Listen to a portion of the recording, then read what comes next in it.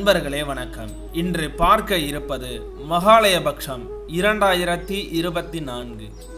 பக்ஷம் என்றாலே 15 நாட்கள் கொண்ட கால அளவை குறிக்கும். மகாலய பக்ஷம் என்பது ஆவணி மாத பௌர்ணமிக்கு பின் வரும் தேய்பிறை 15 நாட்களை குறிக்கும்.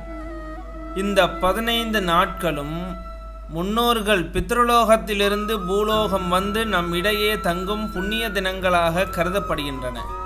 எனவே இந்த நாட்களில் முன்னோர் வழிபாடுதான் பிரதானம்.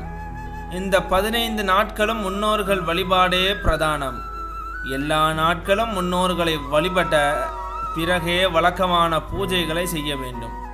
தர்ப்பணம் செய்பவர்கள் தினம் தர்ப்பணம் செய்த பிறகே வீட்டில் பூஜை அறையில் விளக்கேற்றி பிற பணிகளை தொடங்க வேண்டும்.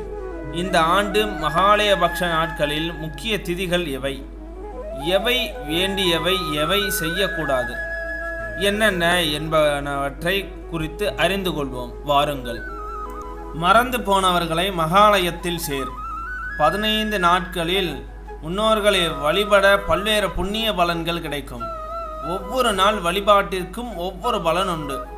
மனமாற நாம் பிரார்த்தனை செய்வதன் மூலம் முன்னோர்களின் ஆசி கிடைப்பதுடன் செல்வம், புத்திர பாக்கியம், சத்ரு ஜெயம், ஞானம், கல்வி, சுகசம்பத்துகள் ஆகியன கிடைக்கும் என்கின்றன சாஸ்திரங்கள்.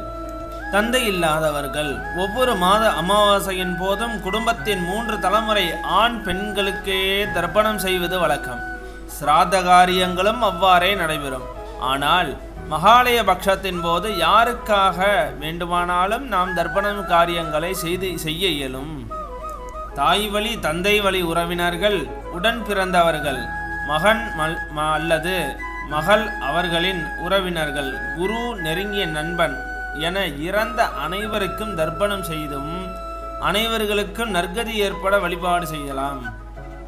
இவ்வாறு செய்யும் கர்த்தாவுக்கு சகல ஆசிகளும் பித்திருக்கள் வழங்குவார்கள் என்பது ஐதீகம்.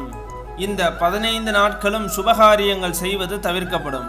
வீடுகளில் இந்த நாட்களில் முன்னோர்கள் வழிபாட முடித்த பின்னே கோலமிடுதல், விளக்கேற்றுதல் போன்ற வழக்கமான கடமைகளை செய்ய வேண்டும்.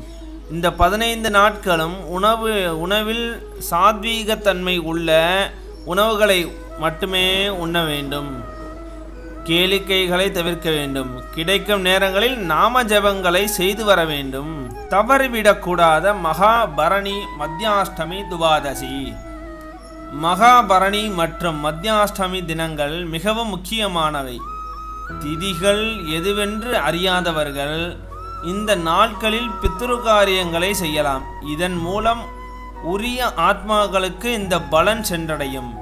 இந்த ஆண்டு மகாபரணி திதியானது 21/9/2024 அன்றும் மத்தியாஷ்டமி 25/9/2024 அன்றும் வழிபாடு செய்கின்றனர்.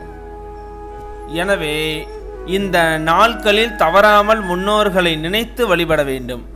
துவாதசி 29/9/2024 குடும்பத்தில் யாரேனும் சந்நியாசம் பெற்று இறந்திருந்தால் அவர்களுக்கு தர்ப்பணம் முதலிய கர்ம காரியங்களை செய்யும் நாள்தான் துவாதசி. இதன் மூலம் செய்யும் கர்த்தாவுக்கு புண்ணிய பலன்கள் கூடி சகல செல்வங்களும் சித்திக்கும். மகாலய அமாவாசை 2/10/2024 இந்த நாள் மிகவும் முக்கியமானது. ஆண்டு முழுவதும் மாதந்தோறும் அமாவாசையில் முன்னோர்களை வழிபட்டாலும் மகாலய அமாவாசை நாளில் வழிபடுவது மிகவும் விசேஷம் என்பார்கள். ஓர் ஆண்டில் வரும் 12 அமாவாசைகளில் ஆடி அமாவாசை, புரட்டாசி அமாவாசை, தை அமாவாசை ஆகிய 3 அமாவாசைகளும் முக்கியமானவை.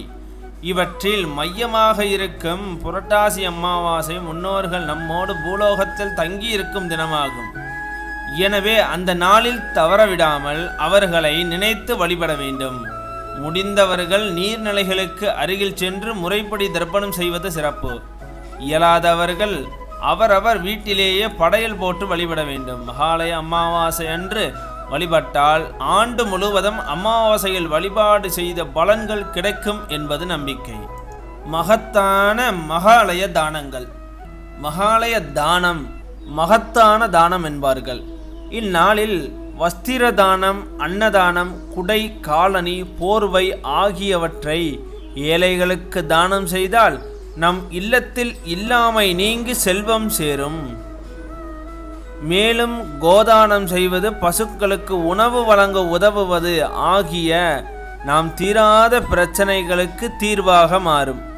நம் முன்னோர்கள் நாம் செய்யும் தானங்களை பார்த்து நம் சந்ததியினரை நல்ல வழியில் வாழச் செய்வார்கள் என்பதை கண்டு மகிழ்ந்து நம்மை ஆசீர்வதிப்பார் என்பது நம்பிக்கை.